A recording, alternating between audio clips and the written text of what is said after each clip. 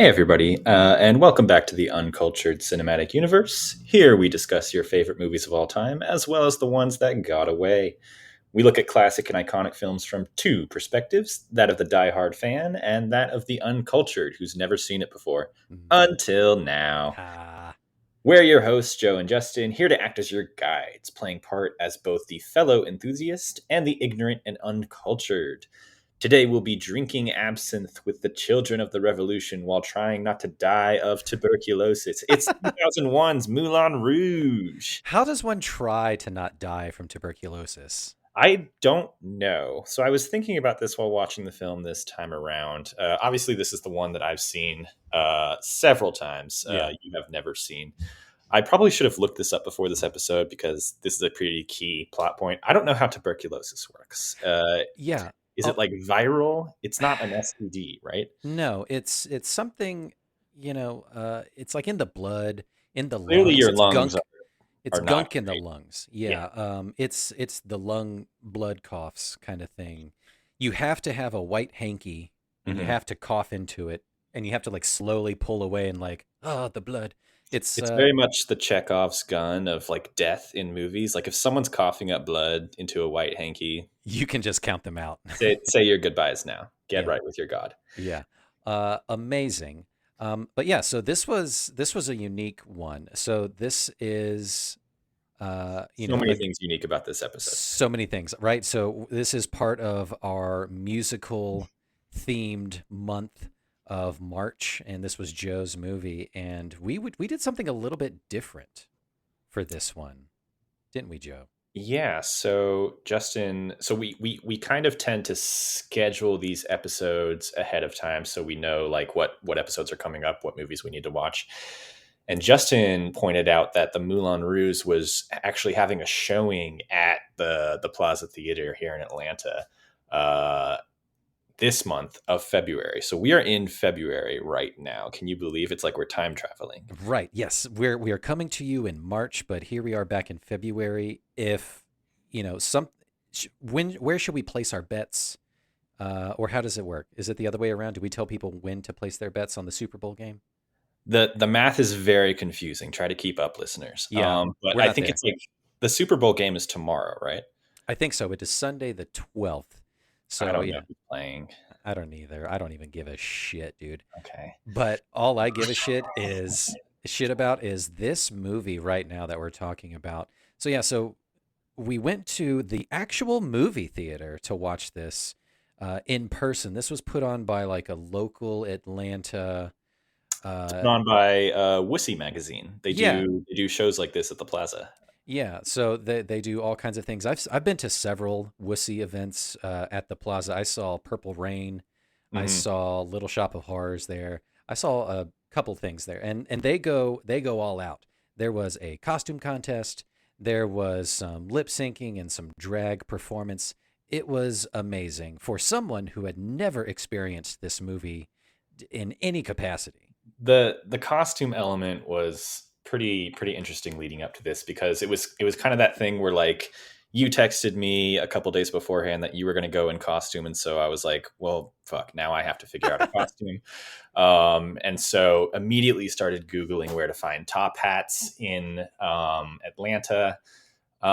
So Justin, you having never seen Moulin Rouge and not really knowing much about the story, you kind of approached it from a circus direction. I noticed, so which is kind of close. It's a little hard to describe because it's kind of burlesque, but I think the official genre here is like can dancing, Yeah. bohemian a little bit. Yeah, it's I found out, while watching the movie, it's like, oh, it takes place in like a during like a bohemian type of Revolution, revolution. yeah, Yeah, in like a rhapsody, if you will. yes, a definite bohemian rhapsody of sorts. This is La Vie Boheme, wrapped up in a bubble, real nice. Hmm. So like my wife Ryan had seen this movie before. She loves the soundtrack. She was actually super jealous that we got to go watch it in person, as opposed to watching it at home like we normally do and getting to share notes and stuff. But she loved that, like, that was my first exposure to it, that we got to go see it live and around, surrounded by people who loved the movie just as much as you did, and Right. her too. So But we come to the theater in costume. There's a costume contest that happens before the show, put on by a couple drag queens. It was pretty great. You almost stepped up, and it's probably pretty good that you didn't, because they were asking them specific questions about the movie, and you would have been kind of lost a little bit. well, you know what? Looking back historically, like I am regretting not going up because I would have You had. could have done it. I think I could have done it. They weren't asking like specific questions, but I think my angle that like, hey, I'm dressed up in this insane getup and I have this really cool top hat and I've never seen the movie before, but I came here You could because have gotten, it was like a clap based yeah. contest, so you Hmm. could have gotten a lot of applause for being like the one person who's never seen the movie in the lineup. That could have been your angle. I see what you're saying. Yeah. That could have been, but I was a little too shy, but that's all right. But yeah, so I had no idea what this was. So I was like, I want to dress up, but I don't know like what to do. My only touch point for this movie is the Lady Marmalade, Christina Aguilera music video from around the same time. And I was like, all right, so it's like sexy stripper burlesque kind of thing, but like, how do you translate that to like a male outfit? And I landed on like in Pinterest or something, found um, it was like circus goth kind of thing. And I was like, oh, Okay. that's totally up my alley. I had the perfect thing to go with it, like a weird shirt and a vest, and Ryan did my makeup real Your nice. the eyeliner and eyebrows effect looks really great. It We was, have pictures of all this on the gram if anyone's interested. yeah, yeah. You get to see how damn good your boys looked in person.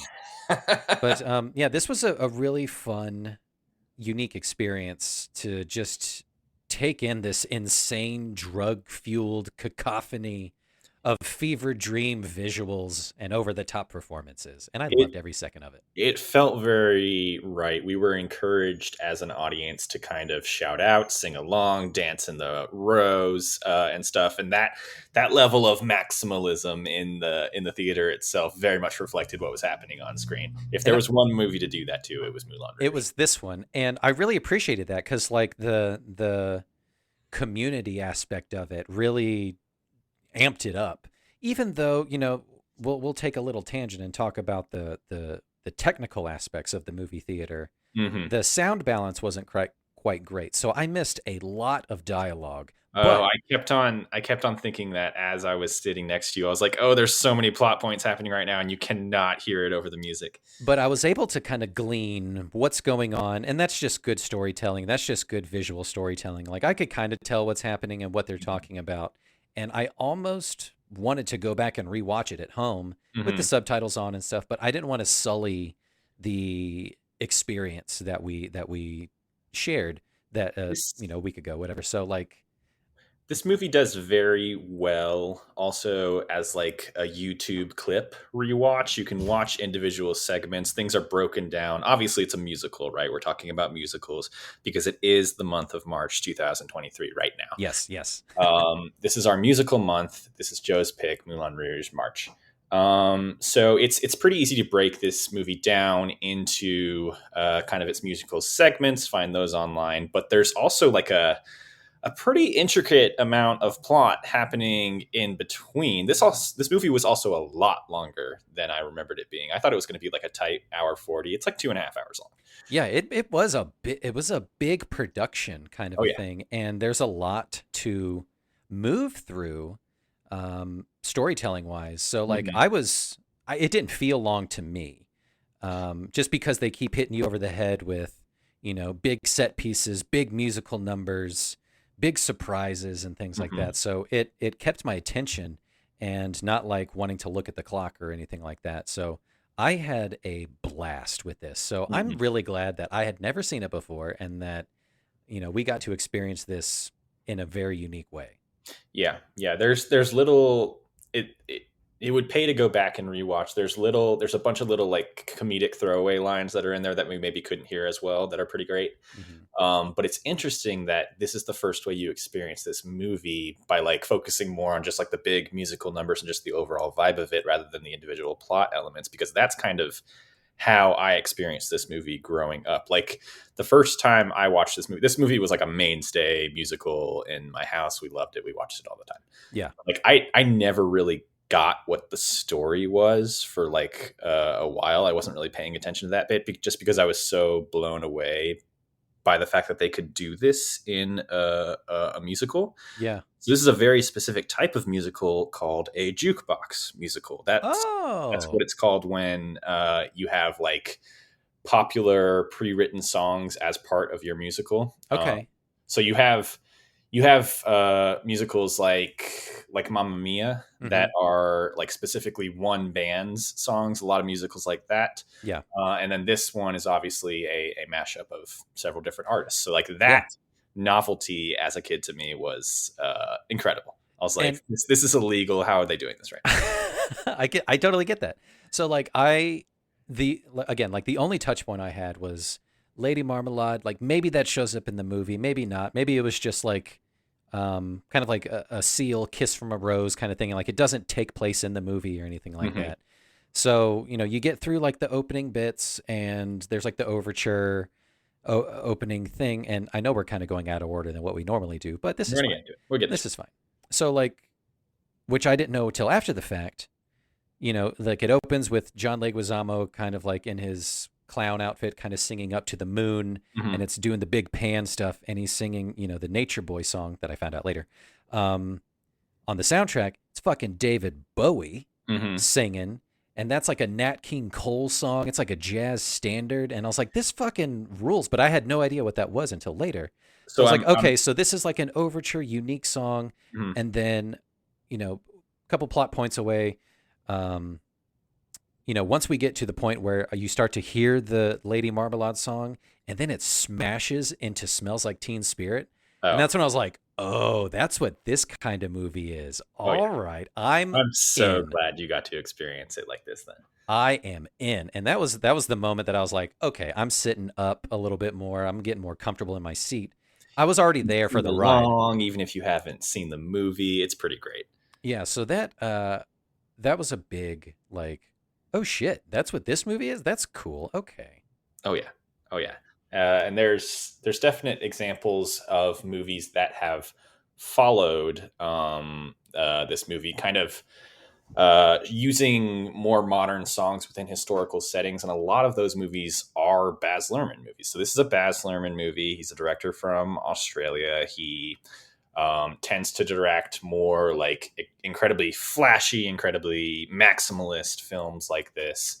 So he's done stuff like Moulin Rouge. He did The Great Gatsby with Leonardo DiCaprio. He did Australia again with Nicole Kidman, and then the latest movie he did actually came out this year was Elvis. And so in a Elvis. lot of these movies, you get that same element of like using modern music and modern dialogue in certain cases to Hmm. put the viewer into this historical setting, but give them the vibe of what these characters may have been feeling at the time. Yeah, Like, and I really appreciate that. That's really unique and cool. And we were talking about this at dinner just beforehand that like this is Baz Luhrmann joint. The only other thing that I had seen from him is one that you haven't seen, and now mhm, it is on our list for a upcoming episode at some point. But it mhm, is the Romeo and Juliet haven't seen from it. '96 with Leo and Claire Danes, and that's the one that I remember watching in 1996, being blown away by like what are all these visuals that like this feels illegal to make a movie like this, like Mhm. the same kind of way that you were feeling about it. So that's really neat. It's pretty wacky. And Leo obviously at the time auditioned for the role of Christian in this movie, but it went to Ewan McGregor, who can sing, baby. Dude, I have a note that Ewan McGregor put his whole Obi-Wan Kabussy all up in that thing. He is going for it. And This one of the is my most favorite things that he does throughout the whole thing, whenever he's singing, he's like smile singing. oh my god, you can't help but look at his mouth. He's got the craziest smile happening. And it's like so infectious and Mm. stuff, and Hmm. you can literally see how his voice is going through his mouth and producing sounds. Hmm. So much fun. This is the Ewan McGregor performance I think of before anything else when I think of Ewan McGregor. So like even like Star Wars, even some of his more recent stuff, I always come back to Moulin Rouge with him. I recognized him from, and I'd never seen it. I recognized him from, I think Train Spotting was one of Hmm. his earliest movies. And like, I recognized that actor, of sorts. So when he showed up in um, Phantom Menace, I was like, okay, it's that guy. And you said this movie is around the time between episodes 1 and 2. I actually have a list of little film facts at the bottom of my notes. So this is between episode 1 and 2. They actually had to clear off the sound stages really quick at the end of filming this movie in like 2000 because Attack of the Clones was coming in to film. So Ewan just went from like one to the next on that in that same location. What all these like interior shots and stuff. Bananas. That's insane. He did not spend a lot on travel that year. No, he didn't. Good for him. Um, Good for him. so yeah, like we mentioned, this is a Baz Luhrmann film. You've seen Romeo and Juliet, Romeo plus Juliet, Right. and then we both just saw Moulin Rouge. This is actually Moulin Rouge is the third in what's known as his Red Curtain trilogy. So you notice Cool. at like the beginning of um, Moulin Rouge, there's that like theatrical element where the curtain goes aside, and it's the 20th Century Fox logo. Hmm. It's that stylistic choice that kind of pervades a lot of his movies. But the first in that trilogy, so Romeo plus Juliet is the second, Moulin Rouge is the third. The first is a movie called Strictly Ballroom Hmm. that I told you about for a second. I don't think you've seen that one. I know. I We haven't. may have to cover that as like another little Baz Luhrmann miniseries follow up because that Ooh, movie yeah. is so fun. Yeah, Uh, we'll go back and we'll watch Romeo plus Juliet, and mhm. then we'll round out the trilogy. And we're going in backwards order. We'll So do a backwards Red Curtain trilogy. I love it. I It's love so it. It's great. great. Yeah. Because Strictly Ballroom is a mockumentary about ballroom dancing in Australia in the 90s. It's much more Best in Show, another Yeah. movie that we've covered than anything else. Hmm. It's hilarious, and it has great dancing and again great music in it.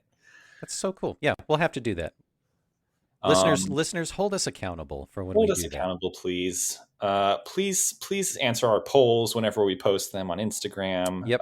We love feedback wherever we can get it. Send us DMs, do all the things, send us emails, a Yes, fax if you want. we do have an email out there that I don't know how to check. I don't either, but Okay. I don't know how we set that up. Um, yeah. So where are we going to next, Joe? Where are we going to my talk about my next? so if we're talking about just like little baby Joe's connection to this movie, this is obviously a pretty seminal movie musical for me growing up.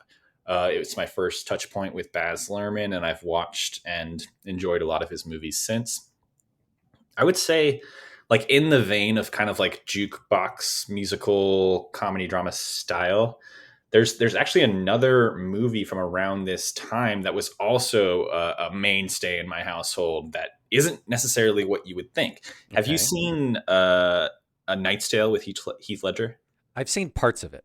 Okay, so it's very similar in that it is obviously set in like Hmm. medieval times. um, The entertainment it's place set in in a a mall. restaurant that has a jousting tournament in the middle of it. Yep.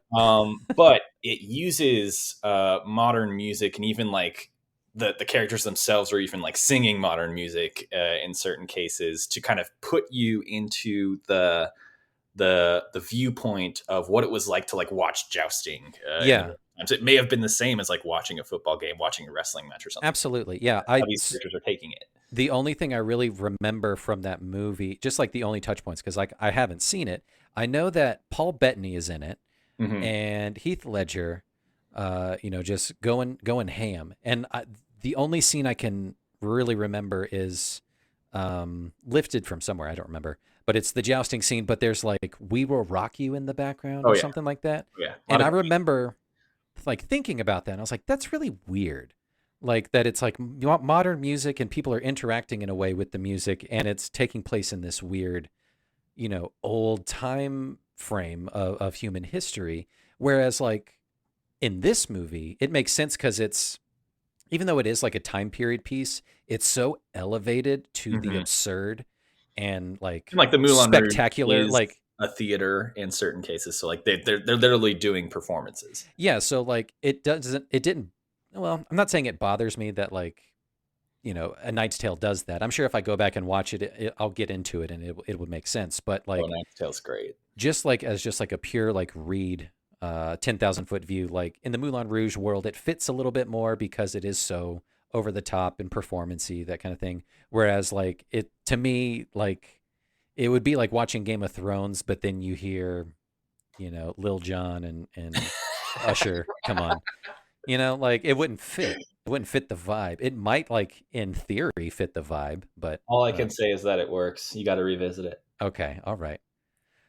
Um, cool. So before we go any further, do we want to do the plot first while it's still kind of fresh in my mind, or do we want to do the trailer? Hang on, hang on. Let me give you some film stats Okay, real give me quick. those. Give me those. Give me those. Let's jump into the trailer, and then I will. Well, you will do the monumental plot description in under 60 seconds.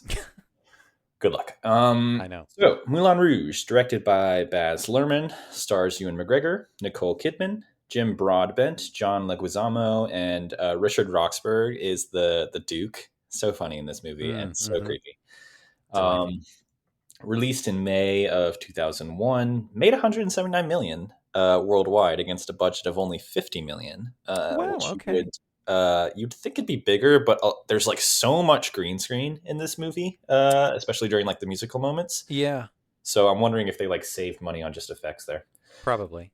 Inspired by the opera La Boheme, as Oh. well as Indian Bollywood film style and the Greek tragedy Orpheus and Eurydice, which you can definitely see because it's very much this tale of this kind of musical prodigy going into this seedy underworld and meeting a girl, and she kind of gets trapped, and he's trying to bring her out of it, and Yeah. ultimately it ends in tragedy. This is Of course. ultimately a tragic movie. It really is. It definitely ends on a bummer note, for It sure. is bookended by darkness, and Uh-huh. then we travel back to 1899, and it's all great.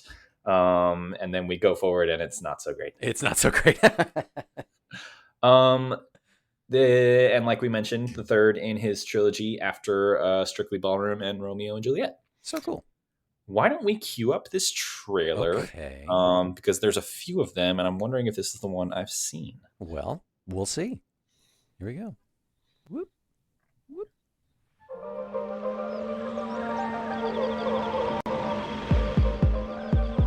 He entered a world where fantasy is real, where he could be anything he wanted, and where he would discover the most dangerous temptation of all. Come and get me, boys. Diamonds are a girl's best friend. I believe you were expecting me. Yes. Silly.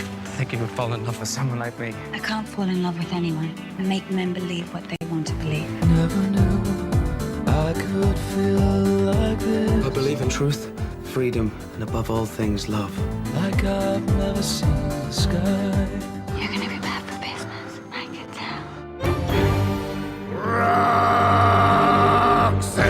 I am willing to provide the financial resources to make you a star. You don't have to wear that dress tonight. I require a contract that binds Satine to me exclusively. He could destroy everything. I don't care. We have each other. Make Christian believe you don't love him. You'll fight for me. Hurt him to save him. Whatever happens, no matter how bad things get, we love one another. Kill the boy.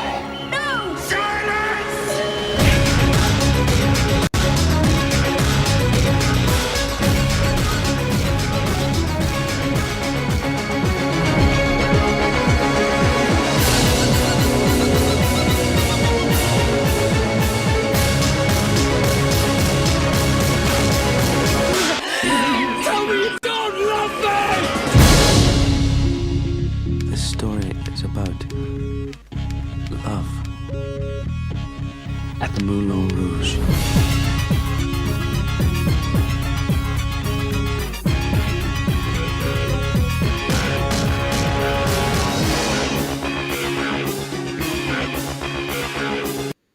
and it goes on like that. But oh man, that's Okay, it's 2000 and that trailer comes out. What are we thinking? They're doing like a club remix of the "Come What May" song.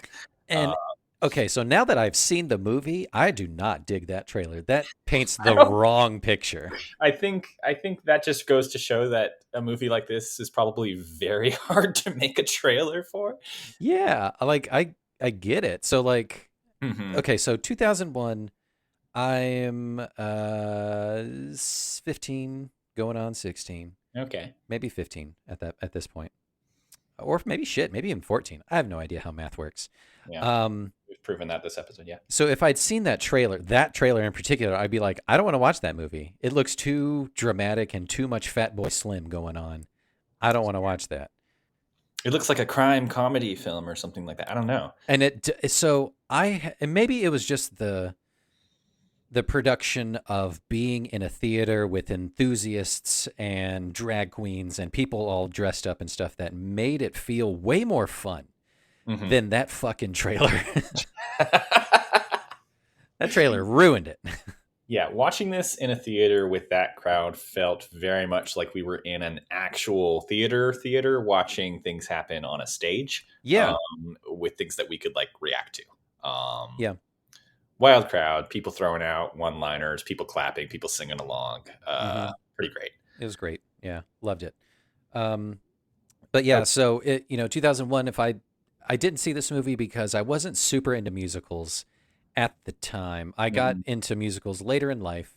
My first one being my future episode, which is going to come out before this one. Oh, I have a whole question for you at the end of this episode about how we want to tease things that we will get to. Yeah, so like that was my first exposure to a musical, my episode, which I won't spoil for you. It doesn't Well, no, fucking we matter because it's we coming can out talk before. about it. Yeah, Yeah, it'll yeah, come yeah. out after. We can talk about it. Yeah, that's right. Okay, so Little Shop of Horrors was one that I'd seen, like probably the next year, like Mhm. during high school. Um, I'd always thought musicals were just kind of just boring. I wasn't into it. Um, so like, but that was my first exposure to one. So that is my episode. That is my pick, which I love so much because I have so many connections to it and I'd seen it multiple times. And yeah, so around 2001, when this trailer comes out, this movie comes out, yeah, I'm not interested at all to see this. Like my only other touch point for Nicole Kidman was when she was in Batman Forever We haven't with really Val talked Kilmer. about Nicole as much, but this is kind of her breakout in terms of like large award prestige. Like Yeah. she'd been nominated for a lot of stuff. This is kind of, I don't know if this is her coming off of the Tom Cruise marriage, and so she's kind of like freeing herself up in that Yeah. way. Probably. But I think before she was very much seen as just Tom Cruise's wife, and now Mhm. she's kind of coming into her own as an actress. Even though she was obviously in a bunch of great stuff in the '90s, like you're saying, like Batman. Was it Forever? Batman Forever. Batman Forever. Yeah, that's the one with Val Kilmer. And then Doctor Batman and Robin. Chase Meridian. Yes, Dr. Chase Meridian. Yes. And I can never remember if that's her first or last name, if it's reversed. But yeah, it was that one. And then like Eyes Wide Shut, again with Tom Cruise. But like it was always paired, like you said. She was Tom Cruise's wife. Tom Cruise's enormously tall wife to his meager 5'3". I think it's one of my favorite podcasts is called This Had Oscar Buzz. They were talking about Nicole Kidman at one point, and they just mentioned this throwaway line about how Chase Meridian sounds like a credit card name. Yes. Which I always think of with that movie. So good. But yeah, I think a lot of people in the 90s had this like this view of Nicole Kidman as maybe only getting roles because she was Tom Cruise's wife. Yeah. And this is where she really starts to break out with stuff like Moulin Rouge. She gets her first Oscar nomination. This is 2 years before her Oscar win for The Hours. So she's really coming into her own. And now she's like one of our biggest and best prestige actresses, obviously. Damn right. And this is also like the ultimate, dang, that actor or actress knows how to sing a little bit movie, Mhm. right? Yeah. When did Ewan McGregor sing before this? When did Nicole Kidman sing too much before this? Did they actually provide their voices to each track? I believe so. You can kind of tell. I mean, it's definitely like voice over when they're Oh yeah, singing in performing. the Yeah, movie, but it's them. Yeah. that's cool. Okay, I appreciate that. But yeah, like who knew that either of them could belt like Yeah. they do? It's pretty great. Yeah. Where was I going with this? Okay. I want to get back into your history with musicals real quick. Okay, Yeah. so we will talk about Little Shop of Horrors, which is in the future, but technically in the past because it's late March right now.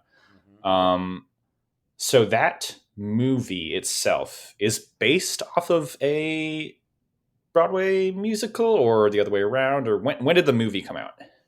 I can give you all of these details during that episode that takes place in the future and the past at the same time. And I know that they are, symbiotic. One Mhm. of them is a stage play, and then but I can't remember which one precedes. It's from the '80s. Mhm. It is high time for Rick Moranisville. But I remember Moranis, yeah.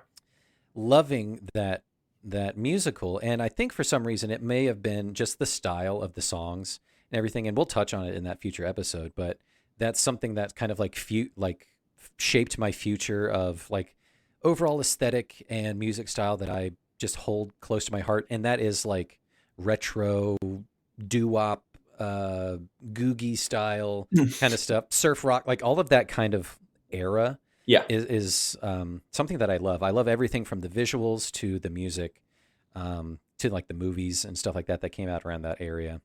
Are there any time. other musicals? I mean, this is the month of musicals. Are there any other musicals that you have enjoyed since then? Like kind of as a result of like Diving into breaking musicals? your Yeah. cherry there a little bit? Yeah. Rent in 2005, Hmm. or 2006, whenever it came out. I think it was 2005. Yeah.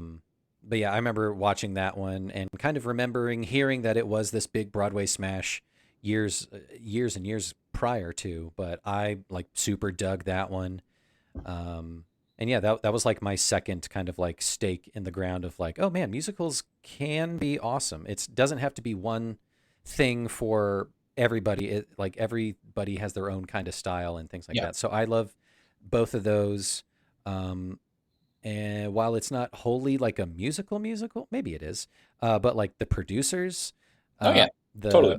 the remake that they did with Matthew Broderick and Nathan Lane, I fucking love. And I saw like an off Broadway version of that musical, and it was fucking great.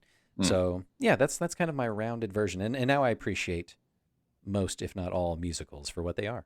Very nice. Yeah. Very stylized movies, very comedic movies in that way too. And this Mhm. movie has a lot of comedy as well.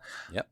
Okay, before we get into anything further, I want to see you attempt a plot description of 2001's Moulin Rouge. Yep. And we can do some quick cocktail talk and then just open it up for free reign discussion. Yeah. So again, I want to preface that I had only seen the movie the once, and it was in a theater where the music balance versus the audio of dialogue balance was way off.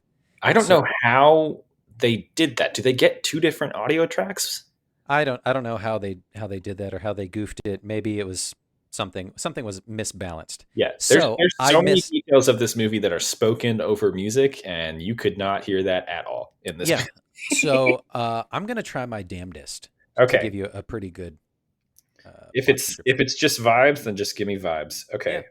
Let me get this ready. Then we'll do 1 minute. Are you ready? I'm ready. Okay, your time starts now. The Moulin Rouge takes place in Paris, but in like a seedy underground version of it where like sex is crazy. And it opens in 1900, but it really takes place in 1899, where Ewan McGregor is a writer and he's a songwriter, and he goes to the Moulin Rouge and he like meets up with some friends, and they're like, "Hey, go to the Moulin Rouge and maybe they'll like get you we'll get you to write a musical or something like that." But like he meets Satine and they fall in love. She's a hooker with a heart. She's like, "Don't fall in love with me. I bang people for money." And he's like, "No, let's fall in love." So then they put on a play, and there's a duke, and he's going to finance the whole theater to turn it into this big thing. And Professor Slughorn is there, and he's having a good time. And the duke tries to steal away Satine, but she has tuberculosis. 10 seconds. and she dies in the end, and it's really a big bummer during like their whole end performance. And then we shoot back, and he's just writing his story because she told him to write it, and he does. Wow. Did I do it? I think you did it. I mean, I think you did the movie better justice than the movie trailer that we saw. That's right. Yeah, there's a key element of this movie that is covered in dialogue where there's like an initial miscommunication that happens that causes Satine and Christian to meet up. She thinks he's the Duke. He tells her that he's a writer. There's like a really fun scene where they're trying to like convince the Duke to then finance the show with the spectacular number. Yeah. That went so over my head as a child watching this. Well, it's not for you as a child. it took me a while. And then what the movie essentially becomes is a kind of a balance between Christian is writing this play / musical for Satine to star in, and he's using their own life, their own experiences as the subject of the musical. And so it's very much like what is happening on the stage is actually happening behind the scenes as well. They're trying to hide their love from the Duke, who's trying to claim Satine as his own in exchange for financing this theatrical production. And then ultimately what it comes down to is Satine has to choose between love versus like her dreams, but all of that is bulldozed over by the fact that she got consumption. Yes. Right. Life will get you in the end. I know. So I missed the whole bit of dialogue, like why they even go to the Moulin Rouge to begin with. I was like, what is motivating them to go there, and what is the goal that he's trying to do? Mm-hmm. So I missed that part, but like I get that I understood that it was like a classic misdirection where she thought he was the Duke and he thought he was just getting a meeting with her to pitch a musical or whatever he was doing. Mm-hmm. There's a couple throwaway lines at like the very beginning of the film that like if you miss them, it's kind of hard to pick them back up. So he comes to Paris in 1899 to be a part of like the Bohemian Revolution, and be like a pauper, and he wants to write, he wants to make music and stuff. His upstairs neighbors are also in that same vein. I don't know if you notice, but David Wenham is the person who's kind of like their writer who quits. So Faramir from Lord of the Rings, that was him. Oh, I missed that. Okay, he's in a couple of Baz Luhrmann movies. And so that guy quits. They recognize Christian's talent. They're trying to write basically like the great American novel, except the thing that defines the Bohemian Revolution. They're trying to take these themes of beauty, truth, freedom, and love, and put them into like a defining piece. And so they hang out at the Moulin Rouge a lot. The people at the Moulin Rouge know this group. And so they're trying to propose it to the Moulin Rouge people to put it on as a production because they know they're trying to be like more of a legit theater house. Okay. All right. I get it now. And then the Duke was going there to like financier the whole Duke thing. Was more of like the official, I'm going to be the money behind this, but I also want creative involvement.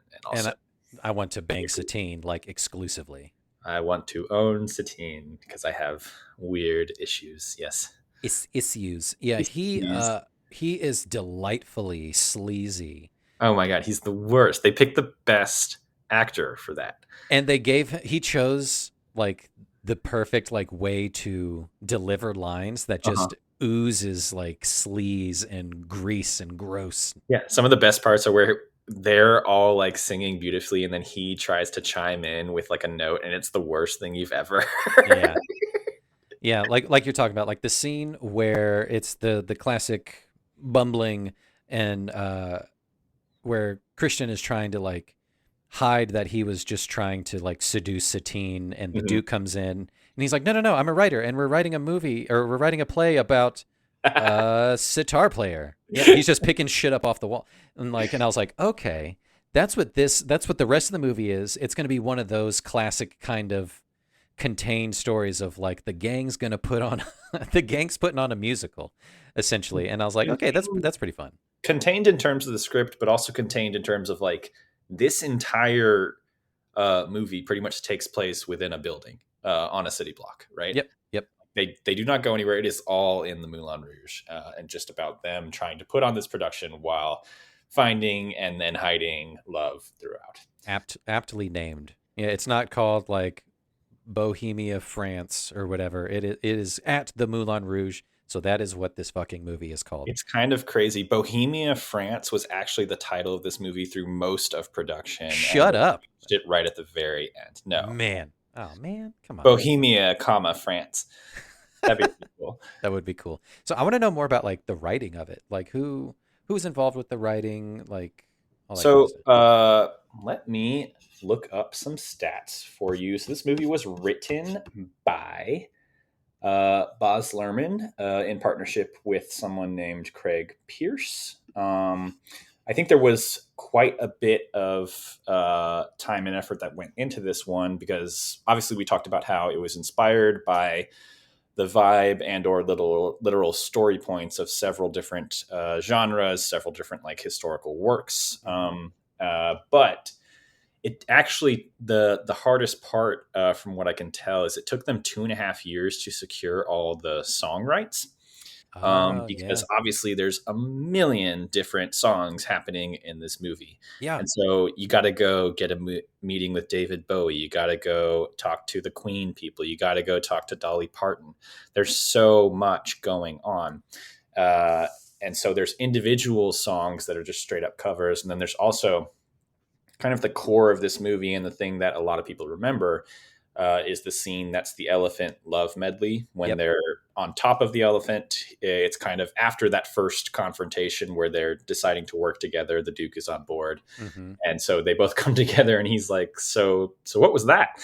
And she's kind of trying to play it coy, like, oh, I didn't actually fall in love with you during your song riff. Yeah. It was all an act. She's like, I'm just a hooker. Like I have a heart of stone. Don't make me love you. Don't fall in love with me. Don't do it. Don't make me love you. Don't do it. I can't do it. And then he But yeah, launches into just a mashup after mashup after mashup of why they should love each other. That was fun to watch and listen to, because there's just like reference after reference after line after line, and I was like, okay, So that's great. good. That's good. That's great. That's good.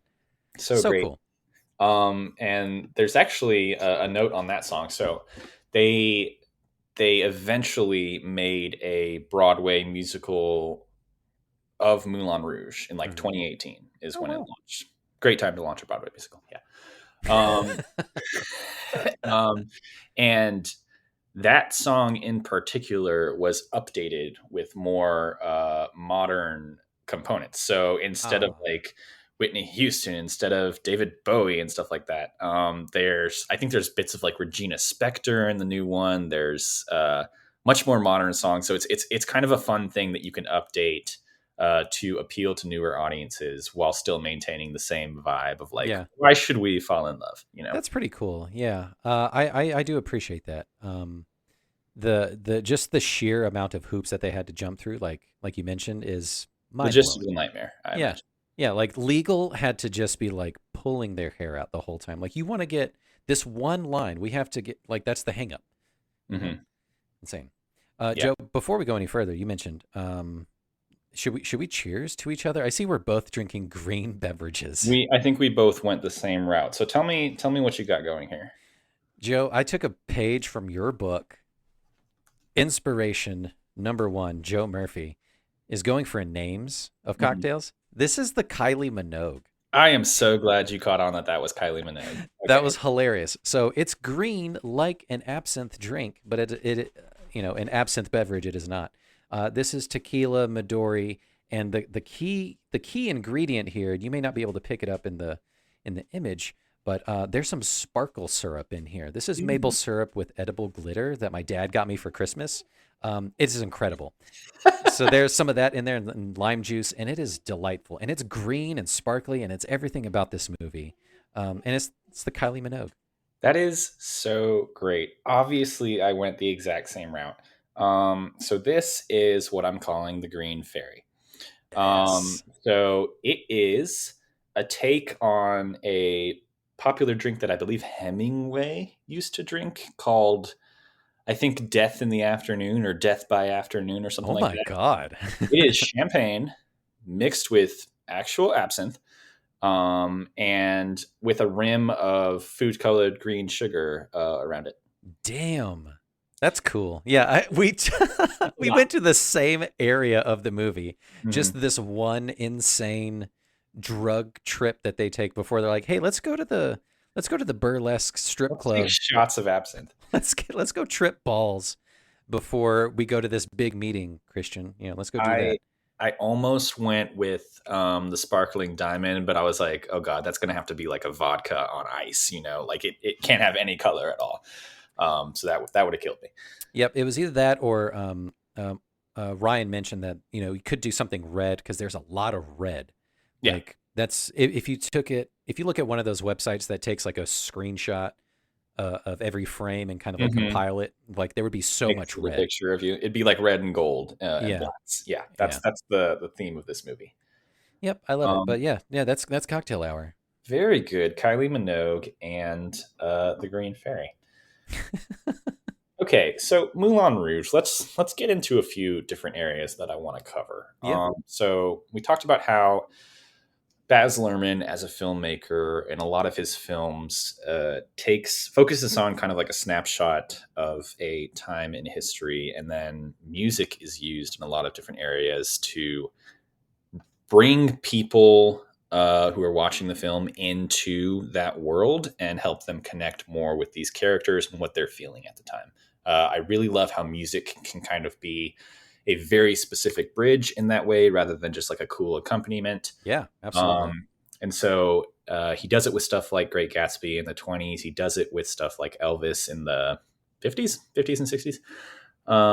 And then this movie obviously is very specifically focused on a turning point right before the new century, 1899. And so you can really tell how focused it is because it's bookended by these like really dreary scenes of like, this is 1900s Paris and everything sucks and it's wet and everything's gray.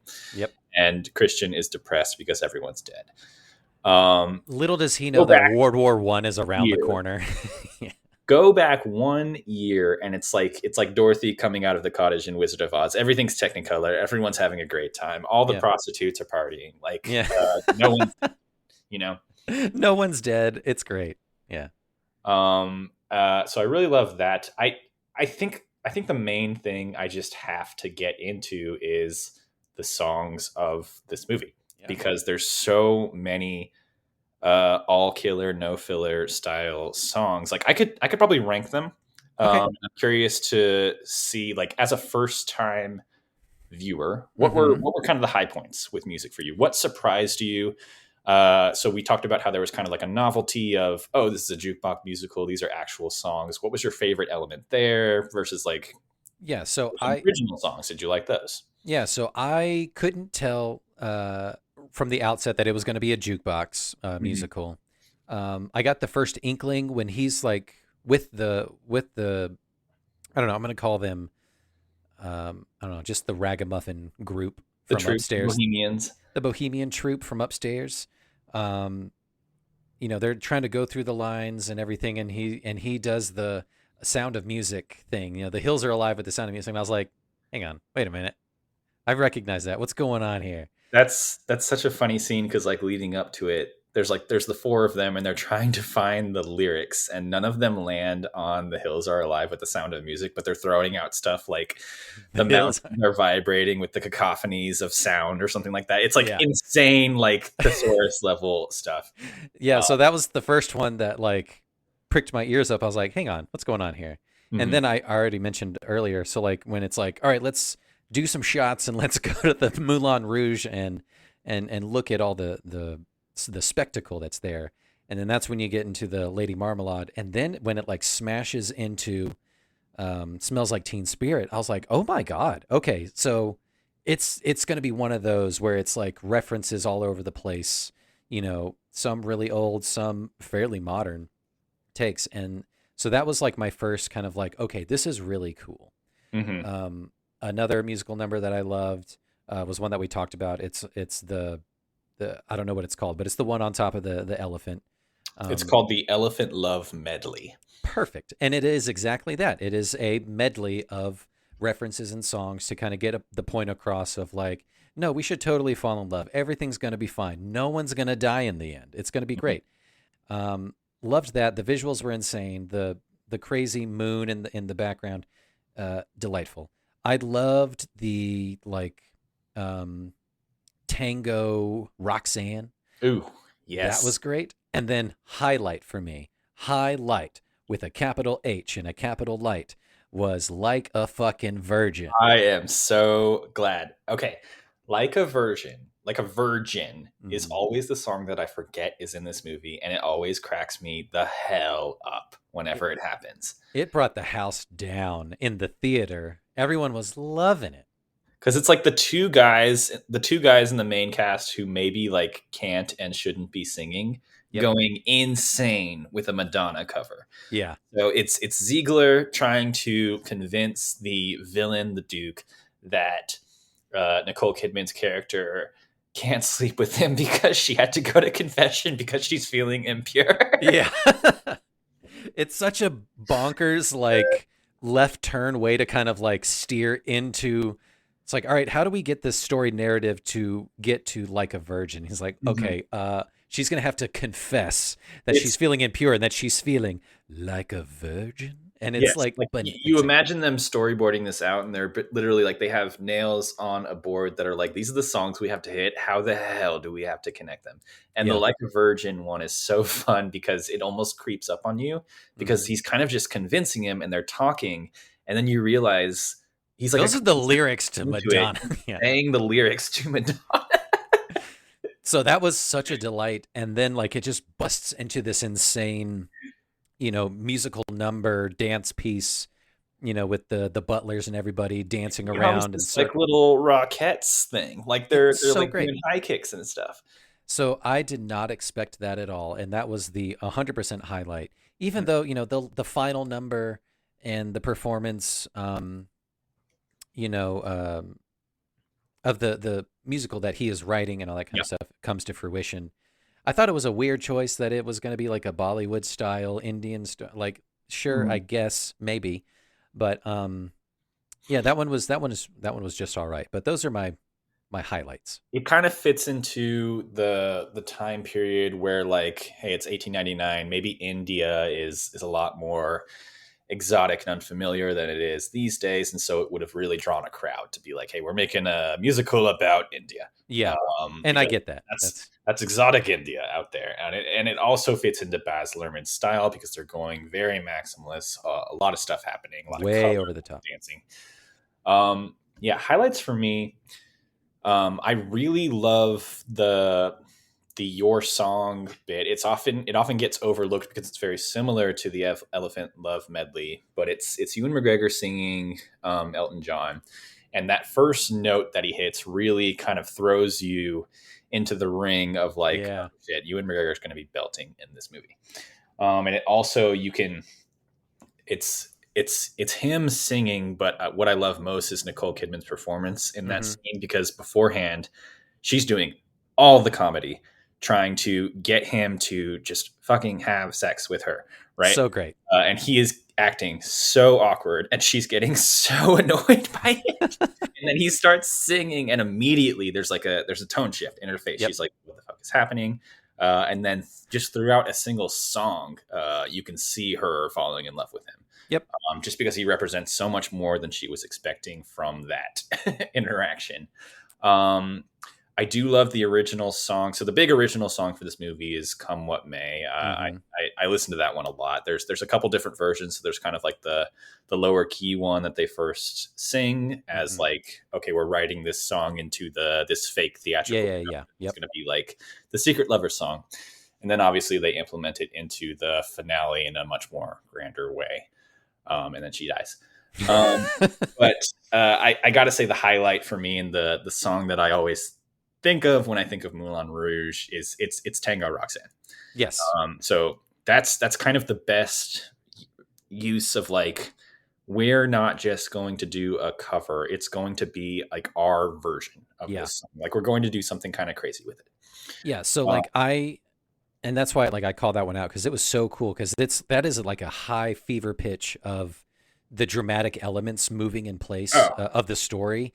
Like that's when like the Duke is like borderline like sexually assaulting her, so like back, much and then it's cutting back and forth, and it's so the tension is high, so much of and this movie is certain elements of the story telling the story of certain other things that are happening. So obviously you have the overarching story that's Christian's writing this play that is essentially a version of his own love story with Satine. yep, But then in that scene, it's kind of a microcosm of their the tangoers, the kind of the second rate prostitute girl who is jealous of Nicole Kidman is doing this crazy tango with all these guys, and her being kind of thrust around juxtaposed with like Nicole being fighting somewhat for her life. assaulted by Yeah, the Duke the in that the case. the Duke. It's a crazy way to visualize that, but it's so visceral in that way, and it puts you right into it.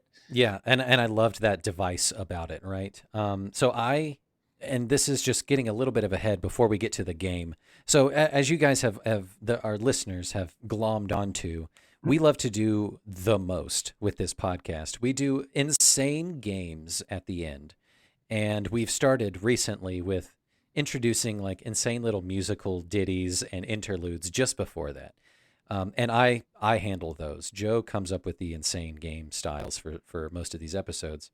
Um, so I took inspiration from that scene in particular, the Roxanne, because it is such a transformation of that song. Because at first, like he starts like being that gravelly sound, the Argentinian, it's just like that rah, and you're like, what is he saying? And then he says Roxanne, and you're like, oh, it's like a tango version of Roxanne. That's cool. Yeah.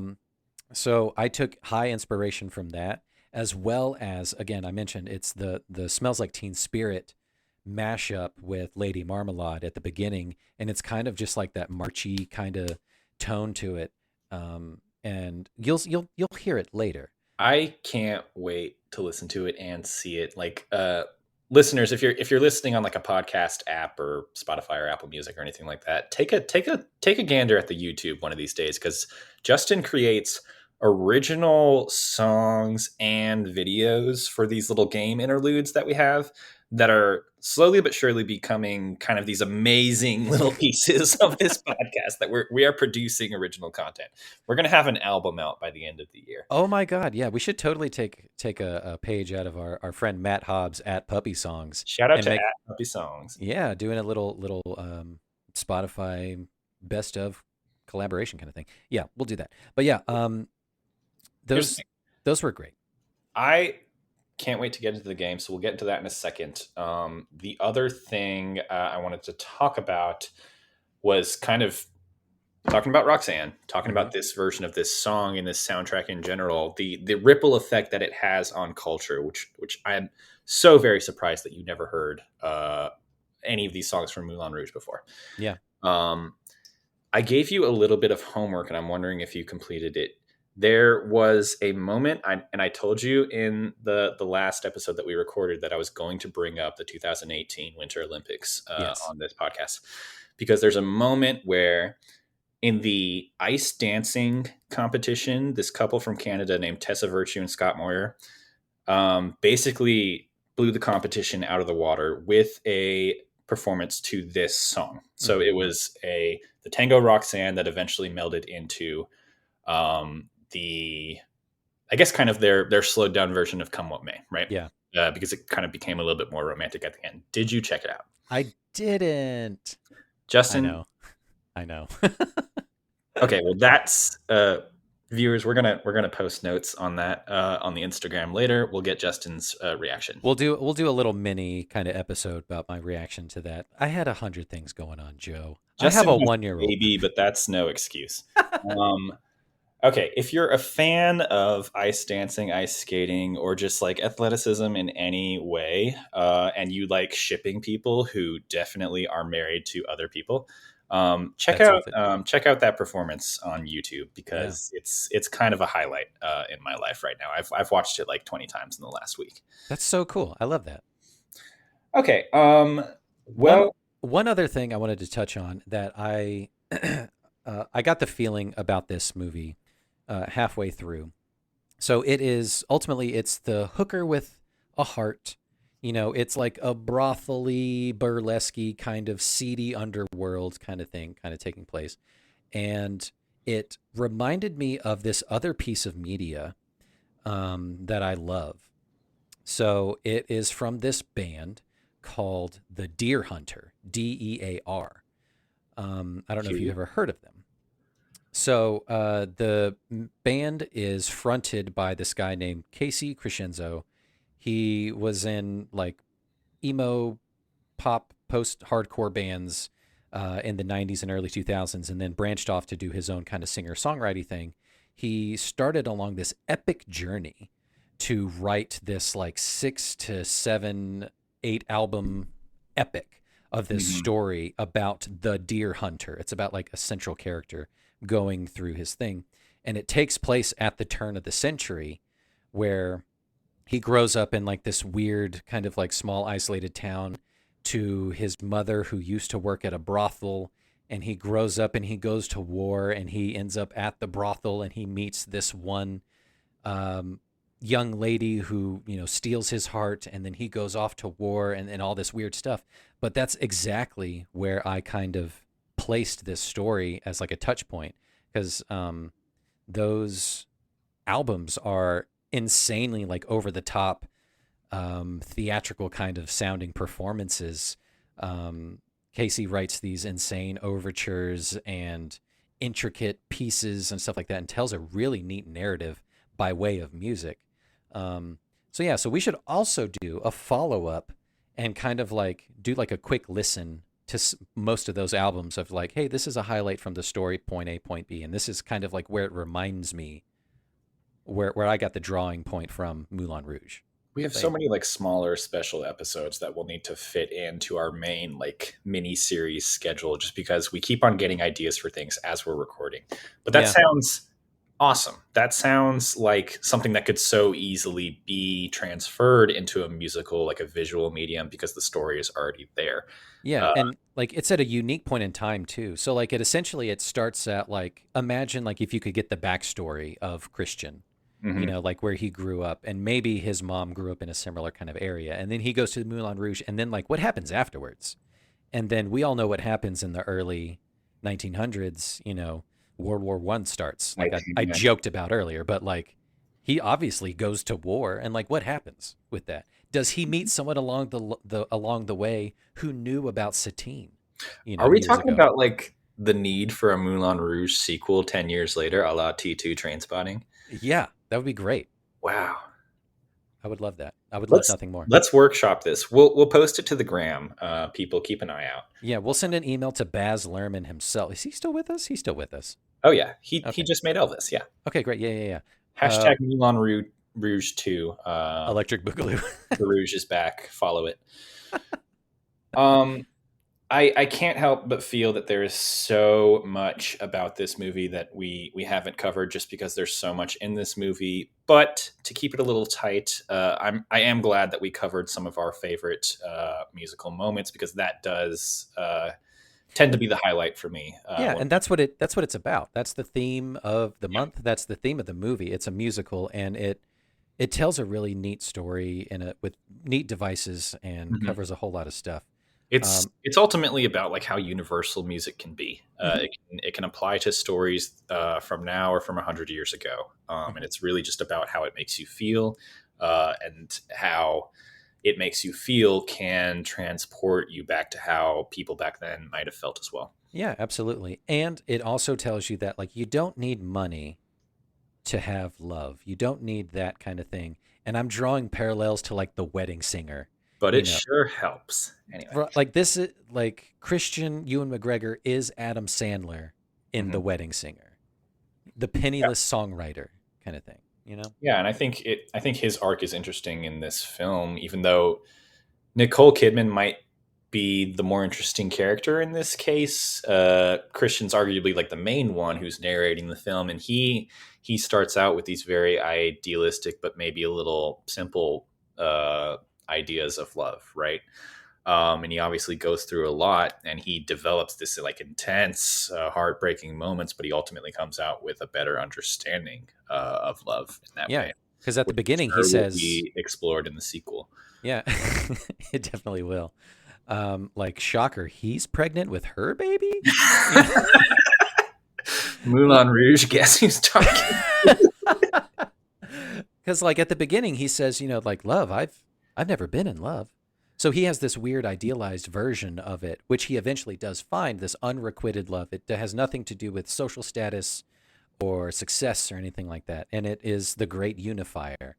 But it's also told by way of music, like you said. It is the connecting piece. He's kind of a little nice boy. She's kind of a manic pixie dream girl, but they're both revealed to have deeper layers to them that disrupt those tropes. Definitely. I love. Definitely. Justin, Yes. let us get into game mode for my this God. episode on Moulin Rouge. Okay. So this is going to be our second and closing episode of our musical March month. Yep. And so I definitely wanted to cover this movie because it's that special type of jukebox musical that I love to watch and listen to. Mm-hmm. And so the game title that I gave you was Jukebox Jungle. And I will explain the rules to you in a bit, but let's show me what you came up with here. Okay, let me preface by saying that is all you told me. I was like, Joe, what is the name of the game that's going to come with Moulin Rouge? And you said, I haven't come up with it yet, like the mechanics of it, but it's going to be called, I don't know, something like Jukebox Jungle. Mm-hmm. So I took that and I ran with it. And like I said, the inspiration came from the Roxanne tango, as well as the Smells Like Teen Spirit and Lady Marmalade mashup. So I wanted to create something that involved jukebox and jungle, and you'll get a touch of that. And it evolved, and I texted this to you as soon as I wrapped it up today. I was like, Joe, this song is so damn sexy. I am so prepared. Lay it on me. Here we go.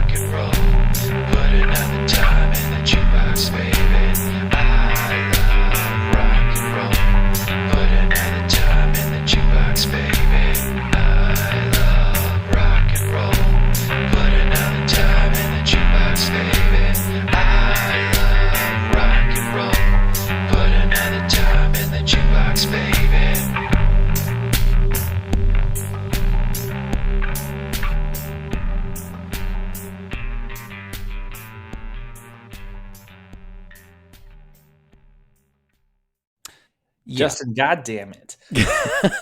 So obviously, so good.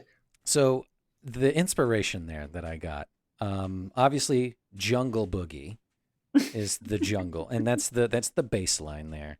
And then I was stuck with, all right, jukebox. What are some songs that have jukebox in it? Ultimately landed on "I Love Rock and Roll" by Joan Jett, and it just kind of turned into like a Nine Inch Nails song, which is fun. Oh yeah. Yeah. Oh God. Okay, so we got to start releasing these covers on our Spotify account. Yep. Making money off of them. Mm-hmm. That'll be the plan going forward. People keep an eye on the gram because we'll release all the information there. Yes. Okay. Let me explain to you the rules of Jukebox Jungle. I will start off by saying there is no way to lose this game. It's going to be not necessarily point-based. It's going to be more of like a build your own world style, just get creative game. Okay? I love it. Okay. So, getting into character. Welcome to the Jukebox Jungle, the game where you can craft your very own jukebox musical. Ooh. I will be your guide. I will walk you through the beats of your story. And you get to choose what pre-existing songs out there, pretty famous songs, should be sung to accompany each moment. I love this.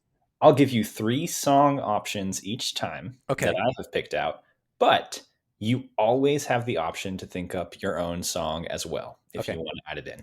Okay. Do you understand the rules? Yes, I do. Okay. So I've come up with a very basic plot Mhm. that we're going to try to build a jukebox musical off of. Okay. Sure. Yeah. So starting out, Okay. song number 1.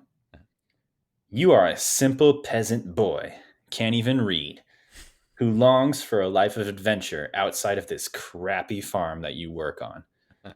You sing a song about how much you want to get out and explore the world. Is that song I'm Like a Bird by Nelly Furtado? I Want to Break Free by Queen? Or Breakaway by Kelly Clarkson? It is neither of those songs. This is where my brain immediately went to. So I'm a poor boy, right? Mhm. In the on a farm, right? Is that Uh-huh. what you said?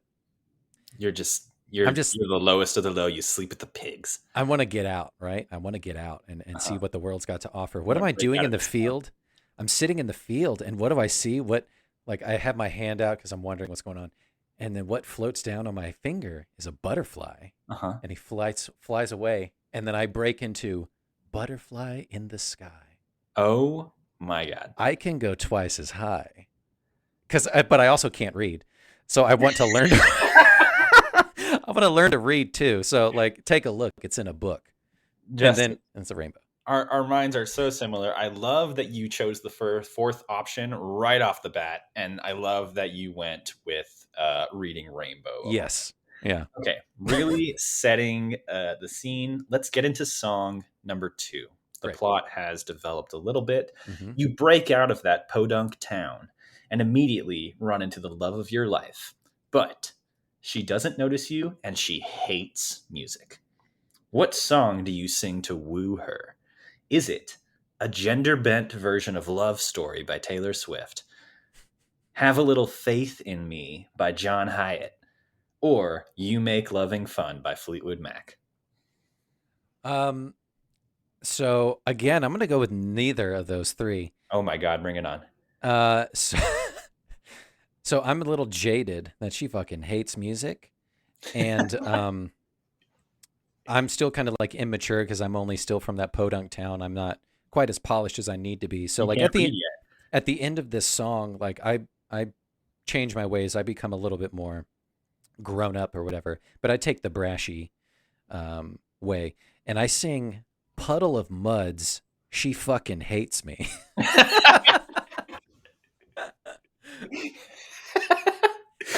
Is it same tempo? Is it slowed down, sped up? Because you also have those options as well. Yeah, Going it's a for little bit version. sped up. Mhm. But at the end it kind of like goes back to like halftime, and then it's like, oh, she fucking hates me, I love it. And It's like then it's like, partly oh, spoken at the end as well. yeah, it's like it's my fault. I need to change. Yeah. Wow. Yeah. Wow. Wow. Wow. Well, that doesn't vibe at all with where I'm going, but we'll keep going forward anyway. Song number 3. The Love of Your Life has been won over by She Fucking Hates Me. And developed a taste for music as well. Love it. But her family doesn't approve of you. It's the villain song moment. They sing her a group song to explain that you're no good and that she should leave you. Is that song a slow, menacing cover of Promiscuous by Nelly Furtado and Timbaland? Is it a slow, menacing cover of No Scrubs by TLC? Or is it a gender bent version of Girlfriend called Boyfriend by Avril Lavigne? So they're singing I Don't Like Your Boyfriend. Hey, no way. I like option B for this one. You like No No Scrubs by Scrubs. TLC? Yeah, they're like harassing me singing. They're like cornering her and like singing all around her, and she's like, no. Yeah, and they're like pointing at me like no scrubs. And I'm Yeah. like, I'm just a scrub. Oh man. I love it. We're calling Broadway right after this. All right, great. Proceeding forward. Song number 4, Your Love's Family convinces her with No Scrubs that you're not good enough for her, and she dumps you. Oh no. Bet you didn't see that happening. I In didn't. response, you resolve to show them that you're worthy by learning to read. What is the motivational montage song that you and your friends sing for months while you learn to read? Is it a broy version of ABC by the Jackson 5?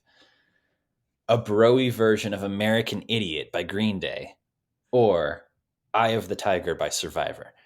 My brain immediately went to Jackson 5, so it's the broy version of ABC. It's very Grease Lightning. They're Yeah. like dancing around you while it's like the months are passing by and you're just turning pages of books while sweating.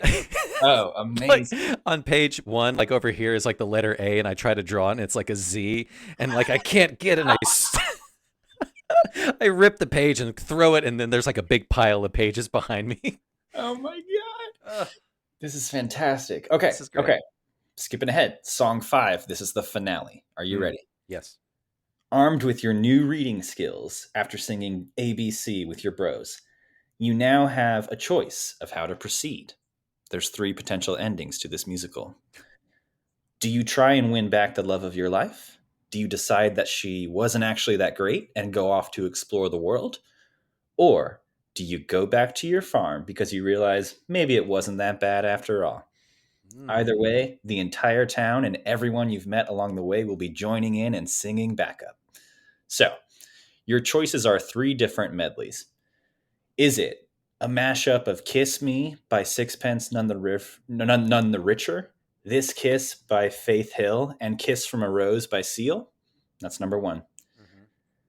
Number 2, a mashup of On Top of the World by Imagine Dragons, About Damn Time by Lizzo, and a solo version of Breaking Free from High School Musical. That's number 2.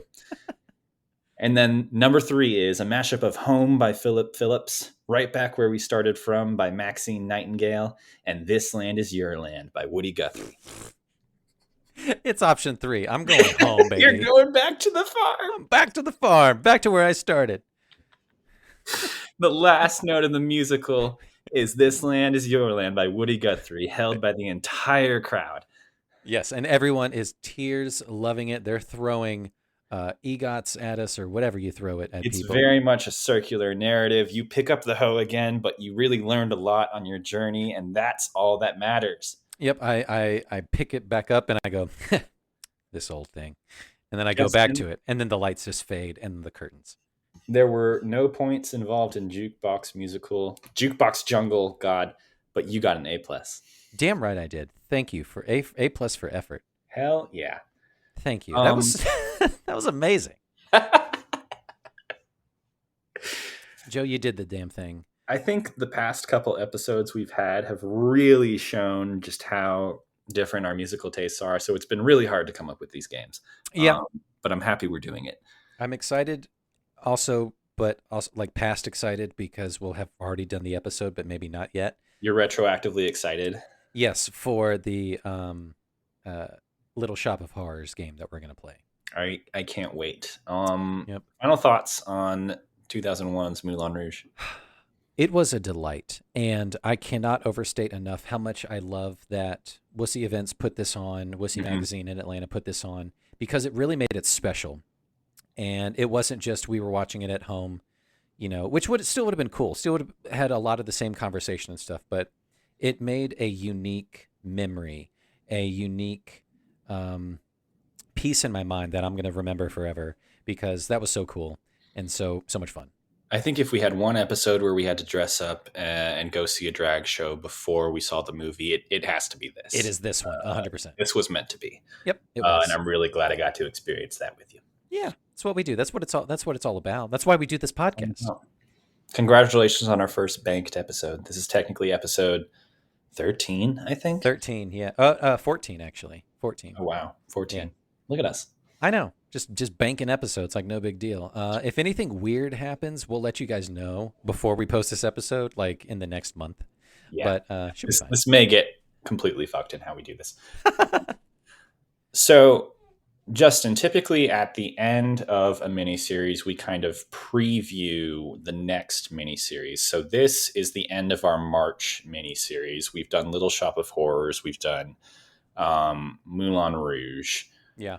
Tell me a little bit about what's coming up in April. All right. So in April, even though March is the time of the year when the Oscars take place, Musical March was just too good of an alliteration to pass up. Yeah. So in April, we're going to do like Oscar buzz movies, big Oscar buzz movies that big Oscar sweetheart movies that neither one of us had seen.